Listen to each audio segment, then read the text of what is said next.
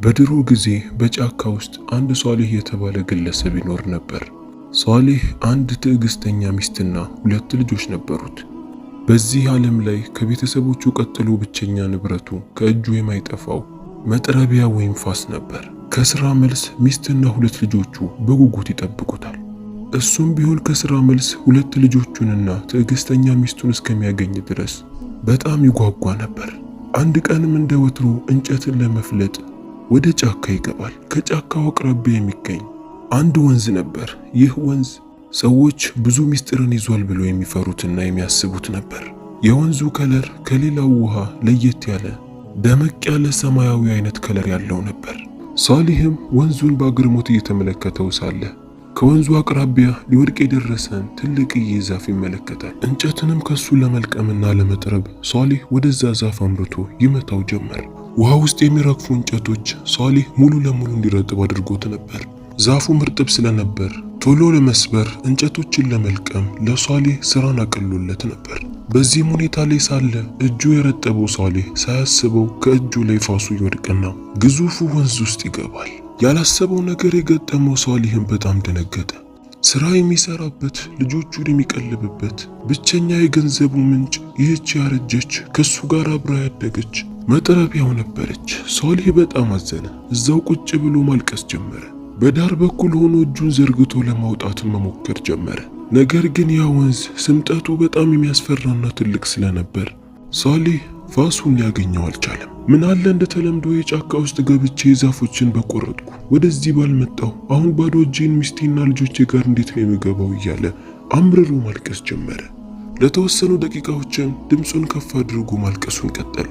ከዛም በኋላ ሷሊህ ወንዙ ላይ ለየት ያለን ነገር ማስተዋል ጀመረ። ቦታው በኃይለኛ ንፋስ ከተሞላ በኋላ ወንዙ እርስ በእርሱ እየተሽከረከረ ኃይለኛ ድምፅን ማውጣት እና መብራት ጀመረ። ከዛም ከወንዙ ውስጥ አንድ ለየት ያለ ፍጡር ሷሊህ ፊት ለፊት ቆመ። ሷሊህም ይህንን ነገር አስተዋለ። በጣም ደነገጠ። ያየውን ነገር ማመን አቃተው። ወንዙ እንደሚባለው አስፈሪና ለየት ያለ ነገር እንዳለው ያውቅ ነበር። ነገር ግን አንድም ቀን እንዲህ ይሆናል ብሎ አስቦ አያውቅም። የወጣውም ፍጡር ሷሊህ ፊት ቆሞ አይዞ ወንድሜ፣ ምንድነው የሚያስለቅሰ? ምን ሆነህ ነው እዚህ ወንዝ ዳር ቁጭ ብለህ የምታለቅሰው? ድምፅህን ሰምቼን የመጣሁት የመረዳህ ነገር ካለ ጠይቀኝ ይለዋል።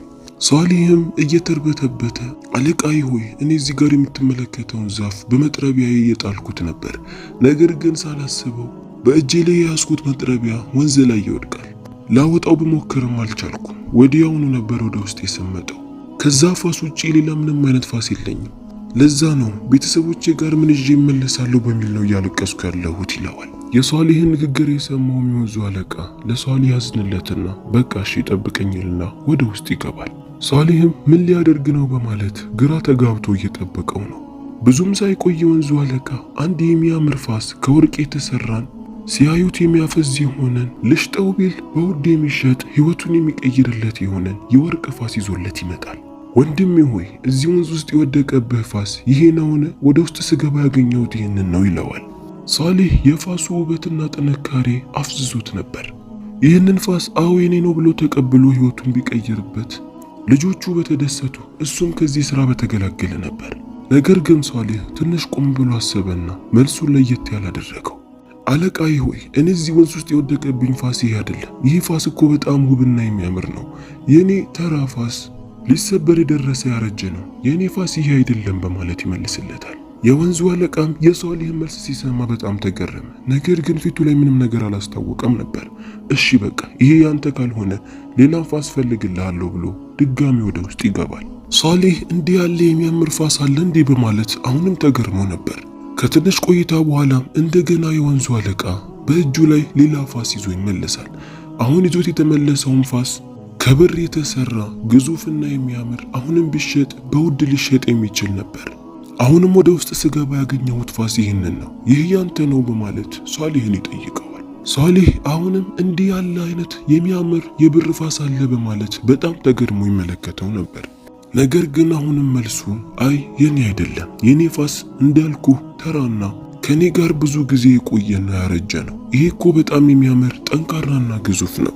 ይሄ የኔ ፋስ አይደለም። ምናልባት ወንዝ ውስጥ ገብቶ ተደብቆ ሊሆን ይችላል። አንተንም ላስቸግርህ አልፈልግም። ካጣኸው ተው፣ ብዙ አትልፋ ይለዋል። የወንዙ አለቃም የሷሊህ መልስ በጣም አስገረመው። አንድ ተራ ፋስ ጠፋብኝ ብሎ ሲያለቅስ የነበረው ግለሰብ የወርቅና የብር ፋስ ቀርቦለት አያልፈልግም ይሄ አይን አይደለም ብሎ በመመለስ የራሱን ሐቅ ብቻ መፈለጉን ሲመለከት በጣም ተገረመ። በቃሽ እዚሁ ጠብቀኝ ችግር የለውም ብሎ እንደገና የወንዙ አለቃ ወደ ውስጥ ይገባል። ሷሊህ የራሱ ፋስ ባለመገኘቱ በጣም አዝኖ ነበር። ከዚህ በኋላ ምንድን ነው የማደርገው? ሌላን ፋስ ከየት ነው የማመጣው? በማለት አዝኖና ተክዞ ነበር። ከተወሰኑ ቆይታ በኋላም የወንዙ አለቃ እንደገና ፋስን ይዞ ይመለሳል። በዚህ ሰዓት ይዞት የመጣው ፋስ ሷሊህ ሲገለገልበት የነበረው የራሱ ፋስ ነበር። ይሄ ፋስ ያንተ ነውን? በማለት የወንዙ አለቃ ሷሊህን ይጠይቀዋል። ሷሊህም አው ይሄማ የራሴ ነው፣ በጣም ደስ ይላል፣ አመሰግናለሁ፣ ይሄ ፋስ ነው የወደቀብኝ እራሱ ነው በማለት ድምፁን ከፍ አድርጎ መሳቅ የወንዙን አለቃ ደጋግሞ ማመስገን ጀመረ። ይኸው እቺ ናት ከኔ ጋር ያደገችና የሰነበተች ፋስ፣ በጣም ትልቅ ትምህርትን የሆነኝ። ወንዝ ዳር ከዚህ በኋላ ዛፍን አልነካም፣ እንደለመደብኝ ጫካ እየሄድኩኝ እለቅማለሁ። ከዚህ በኋላ አይለመደኝም። አንተንም ስላስቸገርኩህ በጣም ይቅርታ፣ አመሰግናለሁ በማለት የወንዙን አለቃ ያመሰግነው ጀመር።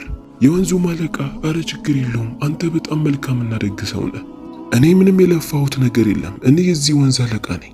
ፋስህ ሲወድቅ መጀመሪያ ማስተውያለሁ፣ ወደ ውስጥም ገብቼ የወርቁን እንዲሁም የብሩን ፋስ ያመጣሁት ልፈትንህ ነው እንጂ ያንተን ፋስ አጥቼው አይደለም። አንተ ግን ፈተናህን በሚገርም ሁኔታ አልፈሃል። ለዚህ ደግሞ ለአንተ ትልቅ ሽልማት አለኝ። መጀመሪያ ላይ የተመለከትካቸውን ልብህን የሳቡት ሕይወትህን ሊቀይርልህ የሚችሉትን የወርቅና የብር ፋሶችን በስጦታ መልኩ አበረክትልሃለሁ ይለውና የወንዙ አለቃ የብሩንና የወርቁን ፋስ ፊት ለፊቱ ያስቀምጥለታል። እንግዲህ ከዚህ በኋላ ዛፍ ቆርጣለሁ ብለህ ወደ ጫካ ምትመጣ አይመስለኝም። ወደ ገበያ ወጥተህ ወይ የወርቁን ወይ የብሩን ፋስ ሽጠው፣ አንዱን ደግሞ በክብር ቤት አስቀምጠው። ምክንያቱም አንዱ ብቻ ሕይወትህን የተሻለ ለማድረግ ትልቅ ነው። አንተ በጣም መልካምና ደግ ሰው ነህ። አሁን ጊዜ አታጥፋ፣ ወደ ሚስትና ልጆችህ ተመለስ ይለውና ሷሊህን ይሸኘዋል። ሷሊህ ባጋጠመው ነገር በጣም ደስተኛ ነበር። የወንዙንም አለቃ መስግኖ ሶስቱንም ፋስ ይዞ ወደ ቤት መመለስ ጀመረ። ቀጥታ ያመራው ግን ወደ ገበያ ነበር። ወደ ገበያም ወጥቶ የብሩን ፋስ ይሸጠዋል። በሸጠበትም ትልቅ ቤትና ማሳን ይገዛል። በማሳው ላይም አዝዕርቶችን ይዘራና ወደ ገበያ አውጥቶ በመሸጥ እንዲሁም የተቸገሩ ሰዎችንም በመርዳት ሷሊህ ትልቅ ስራን መስራት ጀመረ። ሷሊህ ምንም ያህል ህይወቱን ቢቀይር ሀብታም ቢሆንም ያቺ የድሮ ፋሷን ግን አልጣለትም። በተከበረ ቦታ አስቀመጣት። ሁል ጊዜ እሷን እየተመለከተ ያጋጠመውን ነገር እያስታወሰ ፈጣሪውን ያመሰግናል። ሰዎች እንዴት በአንዴ እንደዚህ ሊለወጥ እንደቻለ ሲጠይቁት ትዕግስትን አድርጉ፣ የራሳችሁን ብቻ ሐቅ ፈልጉ፣ ፈጣሪ ለእናንተ የተሻለ ነገር ይሰጣችኋል በማለት ምክርን ይለግሳቸው ነበር። አንድ ቀይስ የተባለ ግለሰብ ነበር። ይህ ግለሰብ በጣም ንፉግ ስቁንቁን በመሆን ይታወቃል። የሷሊህን ታሪክ ከሰማ በኋላ እሱም እድሉን ለመሞከር ያለችውን አንድ ፋስ ይዞ ወደ ወንዝ ዳር ይሄዳል። ወንዝ ዳርን በመሄድ ወንዝ ውስጥ ፋሱን ይጨምረውና ቁጭ ብሎ ስቅስቅ ብሎ ማልቀስ ጀመረ። ወይኔ ብቸኛ ፋስ የጠፋብኝ፣ ቤተሰቦቼ ዘንድ ምን ብዬ ልመለስ ነው እያለ ማልቀስ ጀመረ። ብዙም ሳይቆይ የወንዙ አለቃ ወደ እሱ ጋር ይመጣል። ምን ሆነህ ነው ወንድሜ? የጠፋብህ ነገር አለን? በማለት ይጠይቀዋል። ቀይስም የወንዙ አለቃን ሲመለከት በጣም ተደሰተ። ነገር ግን ደስታውን በውስጡ ደብቆ እያለቀሰ ብቸኛ ቤተሰቦችን የምቀልብባት ፋሴ እዚህ ወንዝ ውስጥ ወደቀችብኝ በማለት ለወንዙ አለቃ ይነግረዋል። የወንዙ አለቃም አብሽር እኔ አመጣልሃለሁ በማለት ወደ ውስጥ ይገባል። ከትንሽ ቆይታ በኋላም በእጁ ላይ የሚያምርና በወርቅ የተሰራን ፋስ ይዞለት ይመጣል። የጠፋብህ ፋስ ይህ ነውን? በማለት ይጠይቀዋል። ንፉጉና ስቁንቁኑ ቀይስም የወርቁን ፋስ ሲመለከት ማመን አቃተው። አው ራሱ ነው የጠፋብኝ ፋስ ራሱ፣ ይኸው አገኘሁት፣ በጣም አመሰግናለሁ የወንዙ አለቃ ወይ በጣም አመሰግናለሁ በማለት እየተስገበገበ የወርቁን ፋስ ለመቀበል እጁን ይዘረጋል። የወንዙ አለቃም በጣም ተናደደ። እርግጠኛ ነህ? በደንብ ተመልክተው እስቲ፣ ይሄ ፋስ እኮ ከወርቅ የተሰራ ነው። ያንተ ፋስ እንዲህ ያለ የሚያምርና ከወርቅ የተሰራ ነውን? በማለት ቀይስን ይጠይቀዋል። ቀይስም አዎ አለቃ ሆይ በሚገባ ቤተሰቦቼ እየጠበቁኝ ነው፣ እባክህ ስጠኝ፣ ስላገኘህልኝ በጣም አመሰግናለሁ በማለት ይመልስለታል። የውሸትና የስግብግብ መልሱን የሰማው የወንዙ አለቃ በጣም ይናደዳል። ድምፁንም ከፍ አድርጎ ቀይስ ላይ ይጮህበት ጀመር። አንተ በጣም ስግብግብና ውሸታም ሰው ነህ። እኔ አንተን ለመፈተን ነው ይህንን የወርቅ ፋስ ይዤ የመጣሁት። እኔ ልፈትንህ ነበር። አንተ ግን በውሸትና በስግብግብነት የኔ ነው ብለህ መለስክ። እንዲህ ያለ ስግብግብና ውሸታም ሰው ደግሞ ሊረዳ አይገባም። ለዚህ ውሸትና ስግብግብነትህ ይህንን የወርቅ ፋስ አይደለም የራስህን ፋስ አልሰጠህ። ደግሜ ያንተ ነው በማለት እውነቱን እንድታወጣ ጠየቅኩ። አንተ ግን አዎ የኔ ነው በማለት መለስክ። አሁን ከዚህ የከፋን እርምጃ ሳላደርስብህ ቶሎ ብለህ ከዚህ ሂድ፣ ምንም አይነት ፋስን አልሰጥህም በማለት ቀይስን ያባረዋል። ቀይስም አንገቱን ደፍቶ ተመለሰ። ቀይስ በስግብግብነቱ ያጋጠመው ነገር የመንደሩ ሰዎች ዘንድ መነጋገሪያ ሆነ። የስግብግብነትና የውሸታም መጨረሻ ይህ ነው በማለት ሰዎች ቀይስን እንደ ትምህርት አድርገው ለልጆቻቸው ለሌላውም ሰው ማስተማሪያ ያደረጉት። ቀይስም በዚህ አንገቱን ደፍቶ መኖር ጀመረ። ሷሊህ ደግሞ እንደ ጥሩ አርአያ ተደርጎ ሰዎች ዘንድ መነጋገሪያ ሆነ። በመንደሩ ላይ ያለው ድሃ ሰዎች በሷሊህ ሰበብ አንድ ቀንም ተርበው አያውቁ። መልካምነትና እውነትን መናገር ለራስ ነው፣ ውሸትና ስግብግብነት ደግሞ በራስ ላይ ነው። ይህንን ታሪክ በልጅነታችን በመጽሐፍ መልኩ አሊያም በቪዲዮ አይተነው ሊሆን ይችላል። ነገር ግን ትምህርት አዘልነቱ አሁንም ድረስ ለኛ ይጠቅማል። በድሮ ጊዜ 3 ሴት ልጆች የነበሩት አንድ ንጉስ ነበር። ይህ ንጉስ 3 ሴት ልጆቹን በጣም ይወዳቸው ነበር። አንድ ቀን ንጉሱ 3ቱ ሴት ልጆቹ ምን ያህል እንደሚወዱት ለማጣራት ሊፈትናቸውና ሊጠይቃቸው ወሰነ። 3ቱንም አስጠራቸው። መጀመሪያ መጠየቅ የጀመረው ከሁላቸውም ታላቅ ከሆነችዋ ነበር። ልጄ ሆይ እኔ በጣም እንደምወድሽ ታውቂያለሽ፣ አንቺስ ምን ያህል ትወጂኛለሽ በማለት ይጠይቃታል።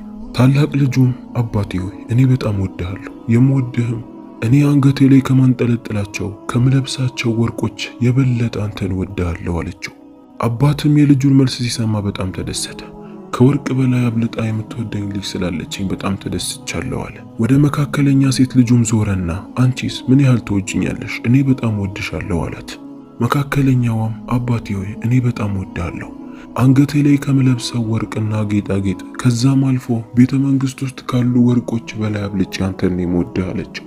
ንጉሱም የመካከለኛዋ ሴት ልጁ ከመጀመሪያዋ የበለጠ ስለሆነ በጣም ተደሰተ። በደስታ ፊቱ እንዳበራም ወደ 3ኛ ሴት ልጁ ዞር አለና አንቺስ ልጅ እኔ አንቺን በጣም ወድሻለሁ፣ አንቺስ እኔን ምን ያህል ትወጂኛለሽ በማለት ይጠይቃታል። 3ኛ ሴት ልጁ ሁለቱ ከመለሱት ለየት ያለን መልስ ነበር የመለሰችው። አባቴ ሆይ እኔ በጣም ወድሃለሁ፣ ምግብ ውስጥ ገብቶ ከሚያጣፍጥ ጨው የበለጠ አንተን በጣም ወድሃለሁ ብላ ትመልስለታለች። ንጉሱም ይህንን ሲሰማ በጣም ተናደደ። ምን ማለት ነው? እኔን ከጨው ጋር እንዴት ታመሳስለኛለች? 2 እህቶቿ ከወርቅ አስበልጠው እየወደዱኝ እንዴት እሷ ከጨው ጋር ታመሳስለኛለች? ምናልባት አስባ አልመለሰችም በማለት ቁጣውን ይደብቅና እንደገና ልጄ ሆይ ምን ያህል ትወጂኛለች በማለት እንደገና ፈገግ ብሎ ይጠይቃታል። ሴት ልጁ ግን የመለሰችው መልስ አሁንም አንድ አይነት ነበር። አባቴ ሆይ እኔ ምግብ ውስጥ ገብቶ ከሚያጣፍጥ ጨው የበለጠ አንተን በጣም ወድሃለሁ በማለት ትመልስለታለች። ንጉሱ አሁንም በጣም ተናደደ። 3ኛ ጊዜ ጥያቄውን ደገመላት። አሁንም ግን መልሷ አንድ ነበር። ንጉሱ በሴት ልጁ መልስ በጣም ተናደደ። ንዴቱንም መቆጣጠር አቃተው። እንዴት እንደዚህ ትያለሽ? እንግዲህ ያንቺ ውዴታ ይሄ ብቻ ከሆነ ከዚህ በኋላ ላይሽ አልፈልግም። ስትፈልጊ ቤተ መንግስቱን ለቀሽ ውጪ። እንዲህ ያለ አባቱን የማይወድ ልጅ አልፈልግም በማለት ይመልስላታል። 3ኛዋ ልጅም በጣም አዘነች፣ ማልቀስም ጀመረች። ቤተ መንግስቱን ለቃ ከመውጣት ውጪ ሌላ ምንም አማራጭ አልነበራትም። የተወሰነ ልብሶቿን ከሰበሰበች በኋላ ቤተ መንግስቱን ለቃ ወጣች። ጫካዎችን እያቆራረጠች መሄድ ጀመረች። ከምንም በላይ ያሳዘናት የምትወደው አባቷን መለየቷና ስለ ጠላትም ጭምር ነበር። አንድ ዛፍ ስር ቁጭ ብላም ተክዛ እያሰበች ሳለ በድንገት አንድ እድሜ ጠገብ የሆነች ጸጉሯን ሙሉ ሽበት የወረረው አሮጊት ወደ እሷ ጋር ትቀርባለች። ልጄ ሆይ ምን ሆነሽ ነው እዚህ ጋር ቁጭ ያልሽው? ቦታው እኮ ጥሩ አይደለም፣ ያዘንሽ ትመስያለሽ፣ ምን ሆነሽ ነው ብላ ትጠይቃታለች። ምስኪኗ የንጉሱ የመጨረሻ ልጅም እናቴ ሆይ ምንም አልሆንኩ፣ ለአንቺ ብነግርሽ ከማስጨነቅ ውጪ ምንም የሚፈጠር ነገር የለም ትላታለች። አዛውንቷም ልጄ ሆይ ባክሽ ጭንቀትሽን በውስጥሽ ከምትይዢ ለሰው ማካፈል የተሻለ ነው፣ ምናልባት በሐሳብ ልረዳሽ እችላለሁ። ምስኪኗ ልጅም ያጋጠማትን ነገር ምንም ሳታስቀር ትነግራታለች። አዛውንቷም በልጅቷ በመገረም አብሽሪ፣ የመለስሽው እኮ ትክክለኛና የተሻለን መልስ ነው። ምናልባት አባትሽ ስላላስተዋለ እንጂ መጨረሻ ላይ ሲገባው ያንቺ መልስ እንደተሻለ ይገባዋል። አሁን ብቸኛ ከሆንሽ እኔ ጋር ልውሰድሽ፣ እኔ ብቻዬን ነኝ የምኖረው፣ ከኔ ጋር ትኖሪያለሽ ትላታለች። ምስኪኗ ልጅም ከመስማማት ውጭ ሌላ ምንም አማራጭ አልነበራትም። አዛውንቷን አመስግናት አብራት ወደ እሷ ቤት መሄድ ጀመረች። አዛውንቷ የምትኖረው በትንሽዬ ቤት ውስጥ ነበር። ምስኪኗ ልጅም ከእሷ ጋር መኖር ጀመረች። ወራት ዓመታት አለፉ።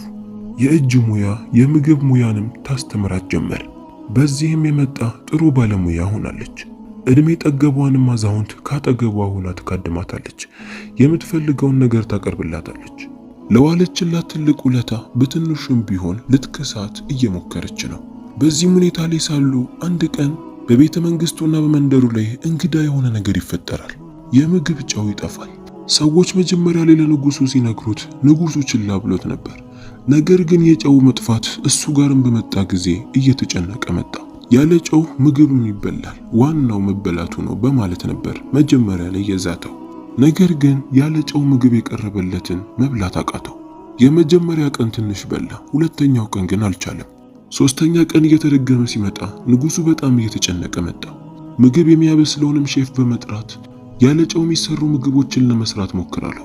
ምግብ አብሳዩም ለምግብነት እኮ ያለ ጨው የሚሰራ ምግብ የለም፣ ምናልባት ጣፋጮች ካልሆነ በቀር አለው። ንጉሱ እሱንም ቢሆን ስራ አለው። አማራጭ አልነበረው። ምግብ አብሳዩ ጣፋጭ የሆኑ የምግብ አይነቶችን በብዛት ሰርቶ ለንጉሱ ያቀርብለታል። ንጉሱ የመጀመሪያው ቀን በላ፣ ሁለተኛው ቀን ግን ቀነስ አለ።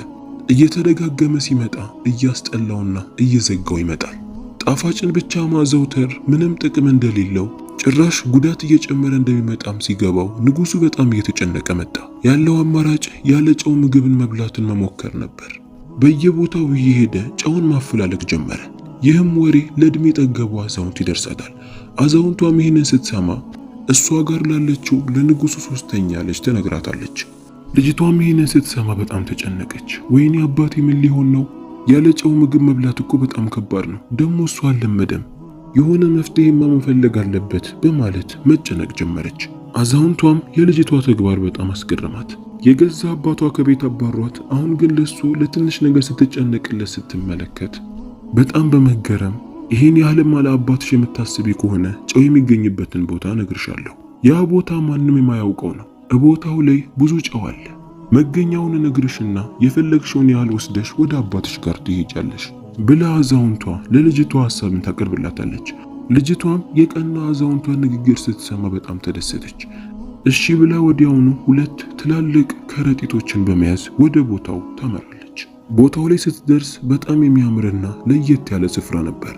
በያዘችውም ሁለት ከረጢት ሙሉ ጨው ትሞላዋለች። ከረጢቱንም ተሸክማ ወደ አባቷ ጋር መገስገስ ጀመረች። ወደ ቤተ መንግስቱም ደርሳ ቀጥታ ለአባቷ አልነበረም የሰጠችው። ወደ ማዕድ ቤት በመሄድ ምግብ ወደሚያሰናዳው ሰራተኛ ጋር ተጠግታ ጨውን ትሰጠዋለች። ምግብ የሚያሰናዳው ዋናው የንጉሱ ሶስተኛ ልጅ ሲመለከታት በጣም ተገረመ። አንቺ ወዴት ጠፍተሽ ነው? እስካሁን የት ነበርሽ? በማለት ይጠይቃታል። ልጅቷም አብሽር፣ ሁሉንም ነገር ታውቃለህ፣ ሁሉንም በጊዜ ሂደት የምታውቀው ይሆናል ትለዋለች።